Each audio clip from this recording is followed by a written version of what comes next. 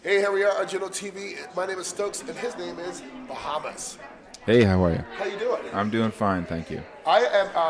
I'm half Bayesian. This means from Barbados. I'm a little offended that you didn't pick Barbados. Why not Barbados? Don't take it personally. I didn't pick Asia. I didn't pick Texas. I didn't pick Manitoba. Were they on the list? Well, they weren't on the list. But yeah, it was kind of an accidental thing, you know. I needed a name, and I chose it, and then very quickly it kind of stuck. Why Bahamas? I think just mostly just because I have a pretty weird name by North American standards, so it was easier to say Bahamas, and it's immediately recognizable to most people, and it kind of conjures up some nice imagery for them before they even hear the music, you know. Has there ever been one weird show? Well, I mean, sure, of course, they can all be kind of weird in their own way, you know, but... What's the weirdest show you've ever had? Or the weirdest place you ever had to play? Jeez, I mean, I played once in Berlin where I played second of three, so I was in between like a DJ with big sub bass, and then I played acoustic guitar, very sad songs, and then there was like a big heavy rock band afterwards, and I think everyone in the room, including me, was kind of wondering what I was doing there, but you know, it was fine. You collab with quite a few artists, Vice as well too. What's that like working with other artists? Yeah, I mean, I did that for a long time, just playing in other people's bands, you know, and I think those were very, like, formative musical years for me.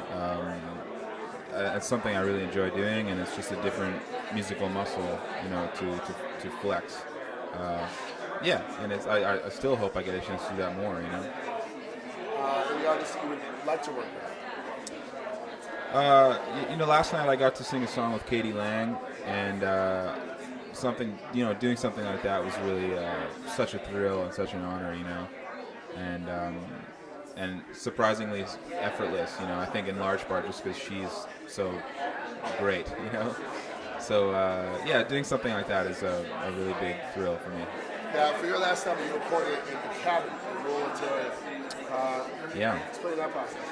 Well, yeah, it wasn't all that complicated. I mean, we just put the gear in a truck, moved it up there, made sure we got a bunch of hamburgers and stuff for the barbecue. I mean, it really, you know, it was really casual.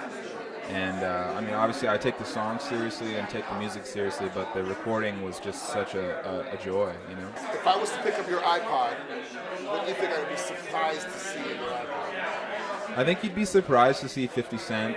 Wow. Yeah. I would be definitely surprised to see 50 Cent. Yeah, I went through like a huge phase with his first record, Get Rich or Die Trying, and I was like obsessed with it. And then I kind of put it away for a while, and then I'm not. Well, I think I just got like I just had over-listened to it, you know, and it was kind of everywhere too at that time too. Like he's huge, you know. Last year I was on tour with the band, and I like put it on and sort of got my band into it, and then we started listening to it a lot, like every day in the van. And I mean, it's just amazing. It's like, I mean, a big part of it I think is Dre, and just the beats are like amazing. They're just so heavy, you know. What's your current music you listen to? These days I'm listening to a couple of artists from Toronto a lot, and you know, they're friends of mine. It's the music community there is pretty small, but one is the Weather Station, and she's an amazing songwriter and just a great singer, and we've had a chance to sing a little bit together. And another is a friend of mine, Doug Paisley, and he's got several albums that are just a fantastic songwriting. What's the future of Bahamas? What's going on? I tour a lot, you know, a lot of playing. So I'm playing festivals this summer and a fair amount of touring and stuff like that, and then I'll make another record. I mean, for most artists, I think it's just a cycle, you know.